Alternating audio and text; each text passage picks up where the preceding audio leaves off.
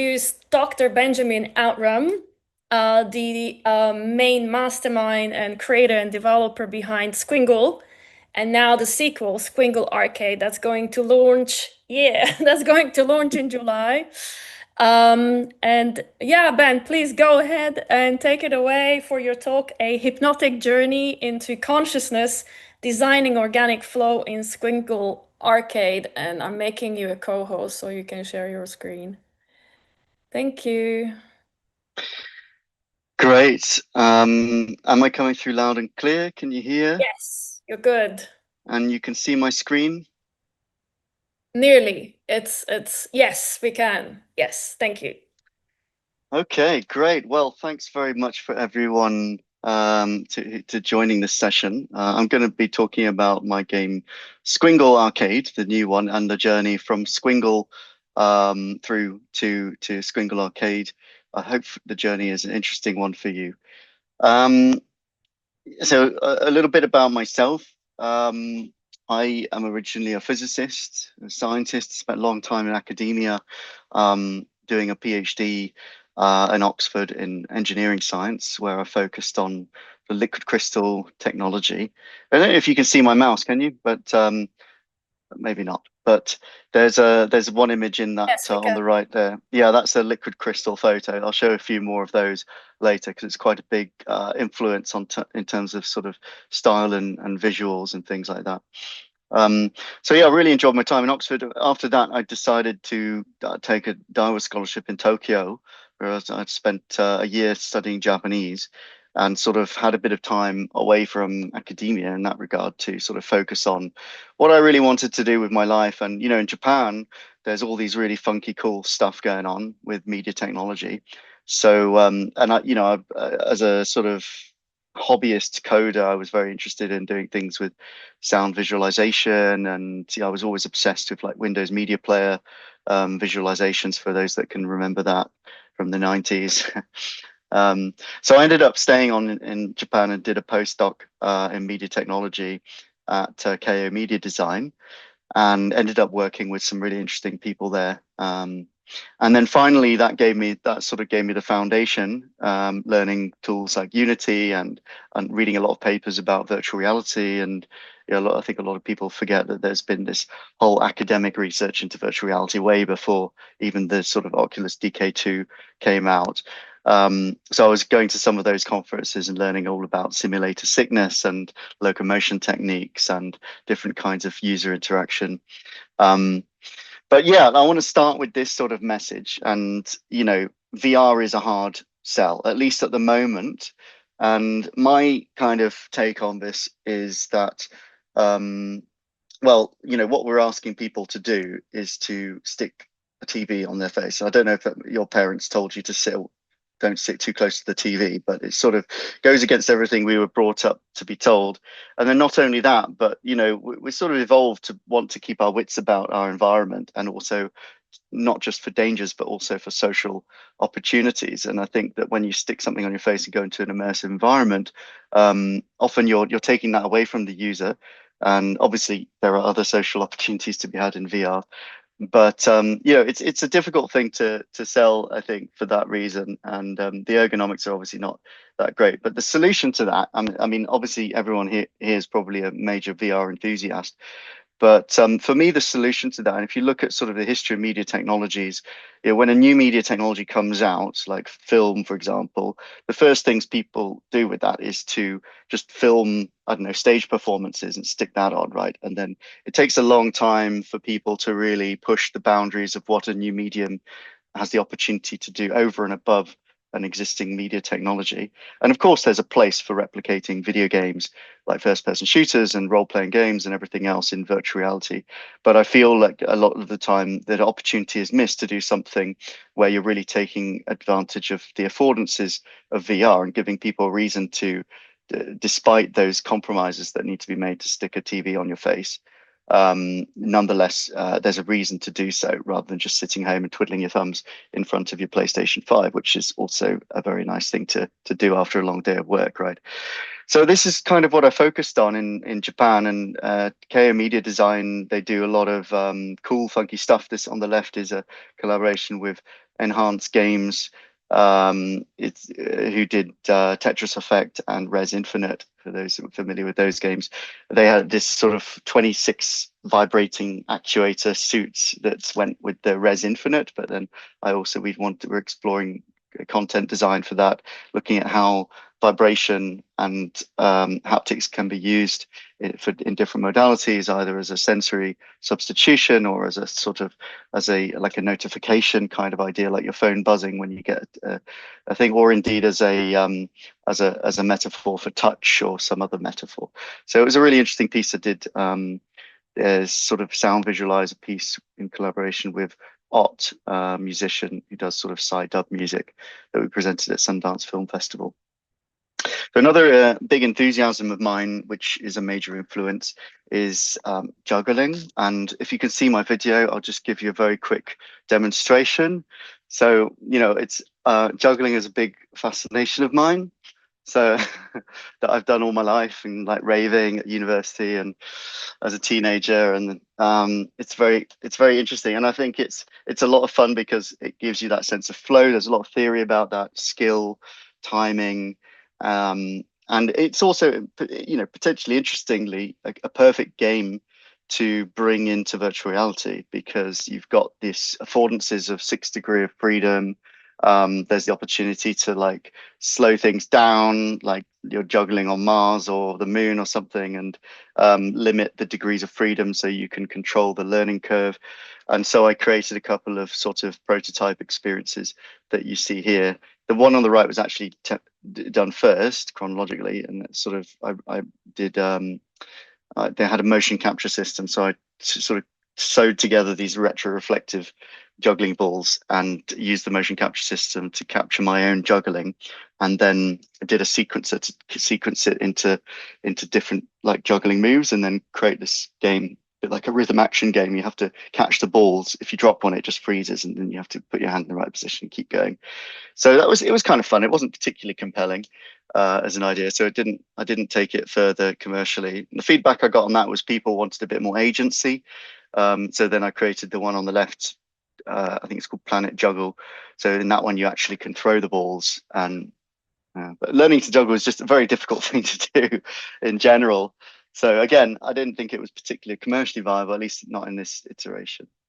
I learned a lot from these, and these are all sort of ideas that try and circle the same kind of question, which is, how can we use VR, and how can we engage with these sort of visuals and flow states and skill and circus skills and things, and create something a bit more compelling that's a bit more commercially viable. And Squingle is the answer I'm most proud of, and it sort of combines all these sort of areas that I've been very fascinated with in my life, and that spiritual philosophy is a new idea in this slide deck, but and I'll talk a bit about that later. But yeah, this is the game Squingle. Squingle 1 came out a couple of years ago now, in November, originally on App Lab a long time ago, but then it took me a long time to realize that I had to develop relationship with Meta and go to parties and have cocktails with the right people and things, which is not necessarily my cup of tea. But eventually got onto the main store, and it was released in November a couple of years ago. So yeah, this trailer was done with Anna Byrne, who are really good artists, and they do these mixed reality trailers for VR, really showcase things in the right way. But essentially, the game is a puzzle game. I mean, there's not really that many puzzles in it. There's a bit of puzzle solving, but it's more like a skill game, maybe like Tetris, you could think of it. You have to guide these revolving orbs through 3D mazes that increase in complexity over time. So they get more and more difficult, more and more complicated. And it's fundamentally like a topology sort of game. You have to make sure the balls are rotating in the right way to go through sort of spiral structures, DNA type of structures. And yeah, so that's the trailer from the first game. So yeah, if you think a bit about the theory, how that transitioned from juggling into this experience, well, as I said, juggling is very difficult. And so those prototypes weren't really, I didn't think they really hit it off completely as a commercial game. So this is a massive simplification on the fundamentals of juggling. So you go from 3 balls down to 2 balls. So that's simpler. And then rather than having the user throw the balls and making them move, the orbs are just rotating automatically. So they're in a circle. So it's a very simple pattern in that regard. And then in juggling, you can do different moves, and but those topologies of the juggling moves you have to learn, and it's quite challenging to do that. So, in this case, we're sort of guiding the user through those topologies, which are manifested through the level design of the different levels, and they have different shapes and different structures and different shapes you have to move your hands. So it's sort of, ultimately it takes the core, the spatial, temporal, and topological qualities of juggling, and also the experiences of sort of flow and concentration and skill, and distills that into a simpler, sort of more gamified and easy to sort of control the learning curve modality. And then in terms of the visual style, I'm not particularly I don't know, good at doing art myself. So, I sort of borrow from nature, and these photos are all of liquid crystals that that I took during my PhD, and afterwards when I was writing a follow-up book, sort of popular science book about liquid crystals. You can go and buy it on Amazon. It's called Liquid Crystals, on Institute of Physics Press.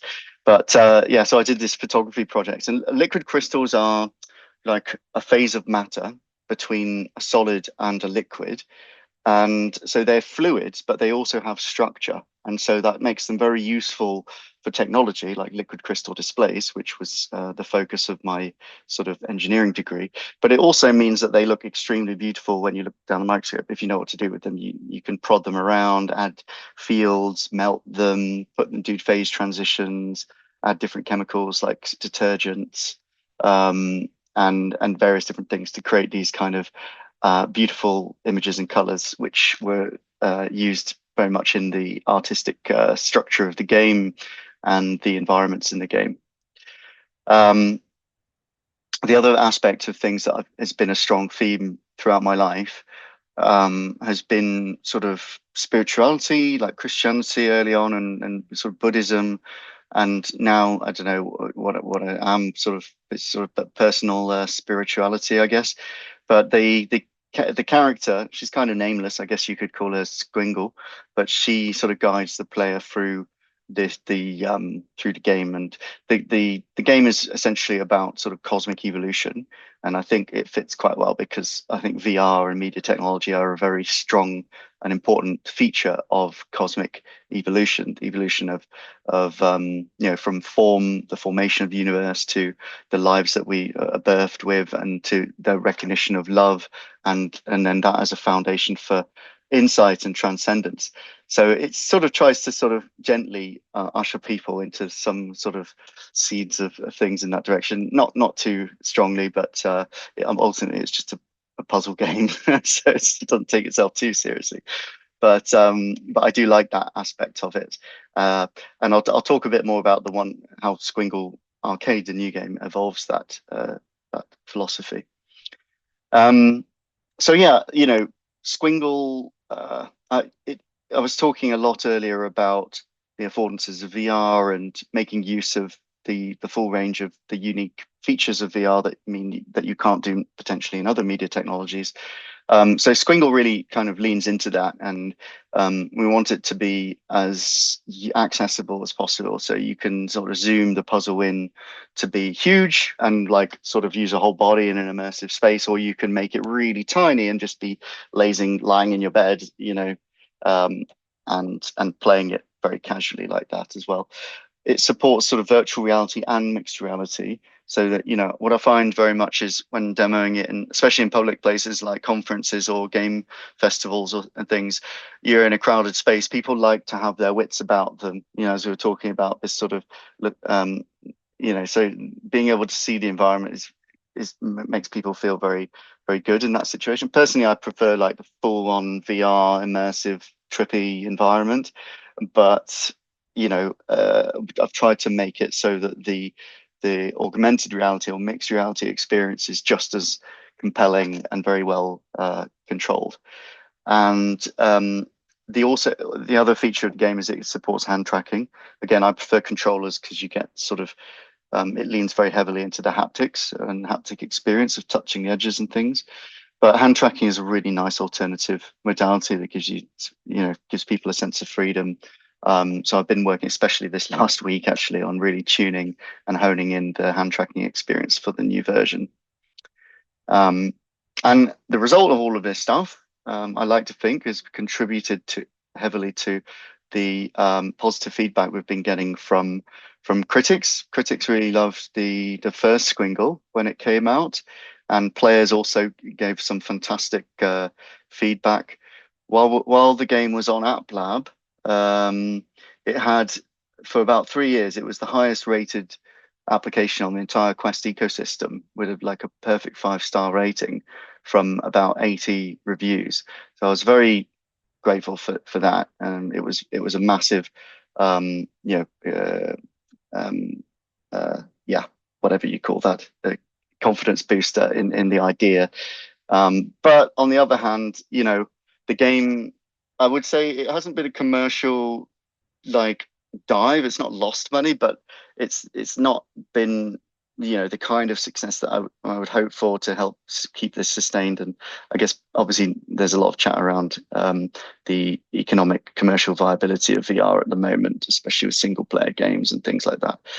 So what did I learn? Well, I learned, first of all, marketing is really important and communicating your game is really important. With a game like this, it's quite people quite confused, about what they're looking at in the trailer. It's difficult to explain and communicate the game. And even though it's quite intuitive when you're in the game, people find it difficult from a 2D screen because it's so VR native and it's so 3D. It makes it difficult to communicate with a 2D screen. You don't get the sort of iridescent visuals. You don't get that sense of depth. And so communication is crucial. And the other thing I think is people are not really willing to part with money for something which they don't understand. They might think it looks cool, but that's not enough. It's the price is a friction. So in the new game, we've really tried to lean into some of those things, communicate better, up the ante, and make it free to play so that there's less friction for people to get into the game, and create sort of a viral loop for people to share the game and be able to easily share videos and things like that in social media. So yeah, getting back into the philosophy side, the singularity is near, but what does it mean for consciousness and meaning? And I guess I'm quite influenced by, I don't know, slightly controversial figures like Yuval Harari. I quite liked his Homo Deus book, and the last sentence of that book was, spoiler alert, but what do we want to want? And this sort of meta wants. And if you think about any film involving a genie, it never ends well when you get what you want, right? Because it always has negative consequences. So AI is a bit like a genie, increases your agency, gives you more and a higher ability to make what you want, get what you want. But you've got to, the question of our time really is what do we actually want to want? Because we need to think about that quite carefully. And for me, that's quite a spiritual question. And it's a question that I explore a bit with the philosophy in the new game. So yeah, I covered a little bit this, but that's the artwork for the new game, Squingle Arcade. Free to play, more arcadey, multiplayer, asynchronous multiplayer racing, and more focus on replaying levels and getting better times, and then racing your friends, racing the leaderboard, and you can race the ghosts of your friends or of other people on the leaderboard now. And this time round, that's quite exciting. And we've got sort of, like, in terms of communication, a bit more bolder sort of, this is the experience. You might not fully understand it. This is what you're going to get from it. And so, it's free. So just, you can download and play it. Maybe I'm leaning too much on the commercial realities of these things, but it's been a big focus for this game. communicating the game is really crucial. So, on our website, we've got these sort of explainer things, trying to keep it as simple as possible, highlighting the new features and the new visual directions. And this is the hot off the press new trailer, which is still a work in progress, but you can see we've got a bit more sort of Pac-Man arcadey sort of themes, free to play. And we've got these sort of enemies that you have to chase around this time, and some of them you can destroy by capturing their trailing coloured orby blob thing. Never come up with a good name for those things. And yeah, I mean, talking about the singularity, obviously Claude Code has been very instrumental in allowing me to expand the feature set in the game from, a solo dev project. Now I've got this sort of whole back end where my own leaderboard and analytics and this ghost race system in the back end. So it's been, it's amazing how your scope can expand when you've got these new AI tools available to do a lot of the coding for you. Yeah, so that's sort of getting towards the end. I guess one thing I wanted to mention as well is like, it's kind of like a maze game as well. When I was a kid, my parents would be like, they weren't like softies like these days. People always wake up with their kids at 5 a.m.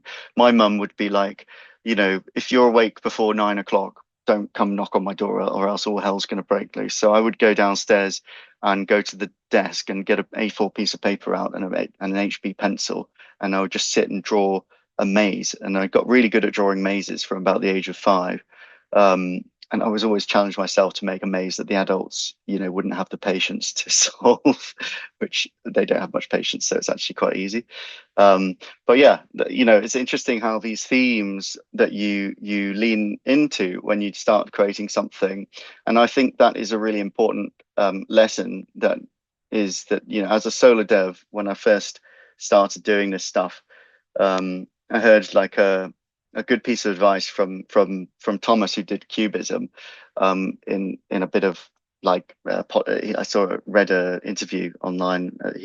And his advice for devs was to keep your scope limited, right? Don't try and, we were talking about MMOs in the last session. Fair enough if you want to do that, but like as a solo dev or as a small team, you want to try and lean into your particular niche and skills, and then and keep the scope small. So that's what I've really tried to do with this game, is take the things that my understanding of physics, the game uses all its own physics engine, and liquid crystals through my PhD, media technology through my time in Japan, the liquid crystal visuals and the juggling and the maze drawing and those kinds of things. All those things that I've kind of had as a hobby and become an expert in my own life, just combining them to create something new and interesting that maybe people haven't seen before.